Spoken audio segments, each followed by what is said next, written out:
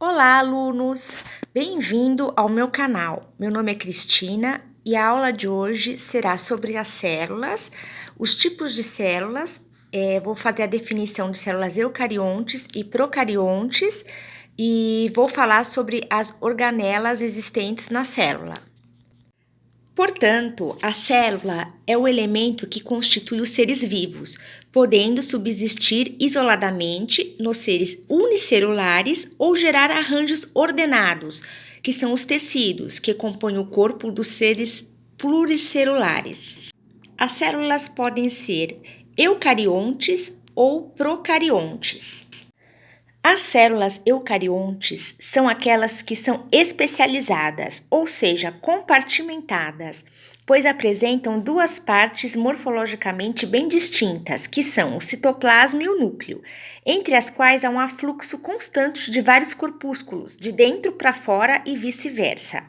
O citoplasma, que conta com um sistema de membranas muito desenvolvido, é envolto pela membrana plasmática e o núcleo pelo invólucro ou envelope nuclear, de dupla membrana com poros.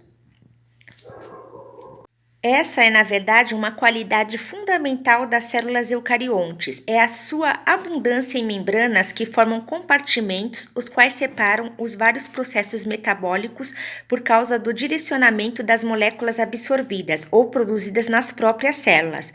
Uma outra diferença entre os dois tipos de células é a falta de um citoesqueleto nas células procariontes, enquanto nas células eucariontes, o citoesqueleto será responsável por seus movimentos e formato, que às vezes é bem complexo. Nas células procariontes, elas são envolvidas por uma parede rígida presa à membrana plasmática, que seria a parede celular. No citoplasma das bactérias, por exemplo, há ribossomos relacionados a moléculas de RNA mensageiro, constituindo os poliribossomos.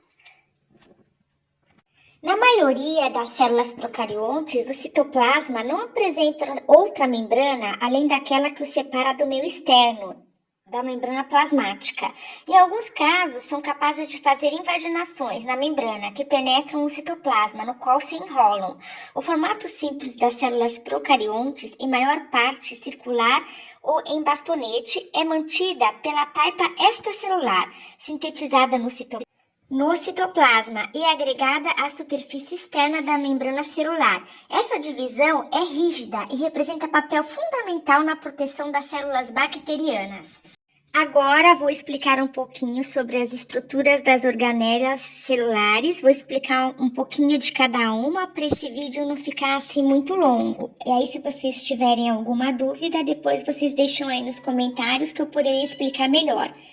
As organelas celulares são estruturas presentes no citoplasma das células eucariontes, com funções específicas no metabolismo celular. Então temos o retículo endoplasmático rugoso. Essa organela tem ribossomos aderidos a seu sistema de membrana, sendo assim recebe o nome de retículo endoplasmático granuloso ou rugoso. Ele sintetiza as proteínas que desempenham funções fora da célula, dentre elas a composição da membrana plasmática, e trabalham como enzimas lisossômicas na digestão intracelular. Portanto, ela tem uma função de digestão. Temos também o retículo endoplasmático liso. No retículo endoplasmático liso, não há ribossomos aglutinados ao sistema de membranas.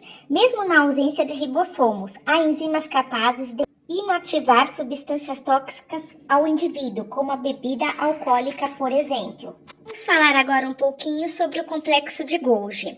A estrutura na célula em forma de bolsas achatadas é o complexo de Golgi, que é responsável pela formação dos lisossomos.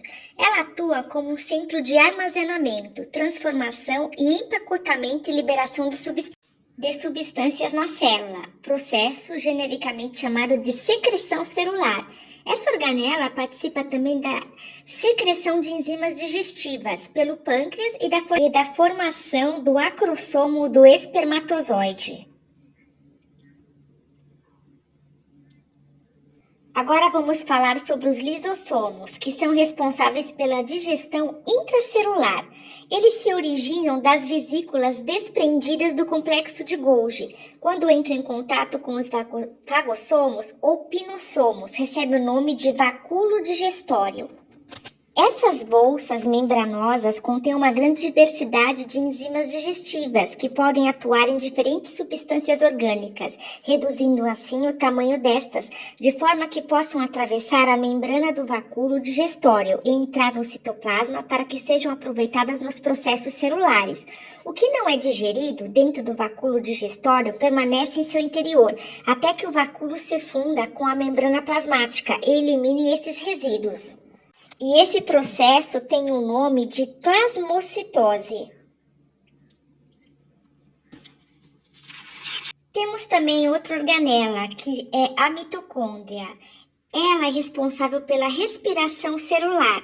A mitocôndria também, ela participa da síntese proteica, ela aumenta a eficiência na produção do ATP e também faz a degradação dos lipídios e ácidos graxos.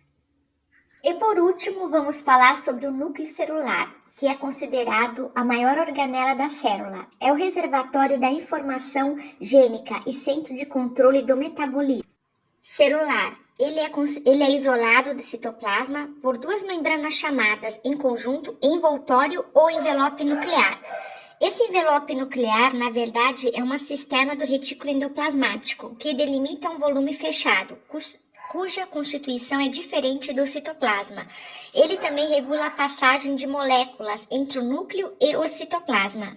O núcleo é composto pela lâmina nuclear, pelo complexo de poro, pelo envoltório nuclear, pelos ribossomos, pela cromatina condensada e pela cromatina descondensada. Já o envoltório nuclear é responsável pela regulação do transporte de substâncias entre o núcleo e o citoplasma e vice-versa. Os poros nucleares são estruturas dinâmicas que reforçam em quantidade o movimento de aumentar as trocas entre o núcleo e o citoplasma. Em relação à cromatina, durante a mitose, ela irá se condensar, formando corpos filamentosos bem definidos, denominados cromossomos.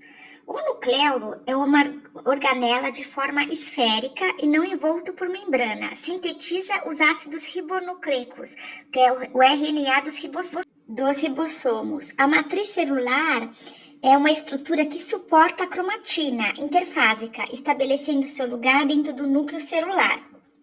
O nucleoplasma é um soluto com muita água, íons, aminoácidos, metabólitos e precursores diversos, enzimas para que a síntese de RNA e DNA, receptores para hormônios, moléculas de RNA de vários tipos e outros componentes. Sua caracterização no microscópio eletrônico é impossível. Bom, chegamos ao fim de mais uma aula. Obrigado por assistir. Não esqueça de deixar o seu like. Se quiser deixar uma sugestão para um próximo tema, pode deixar. Até breve.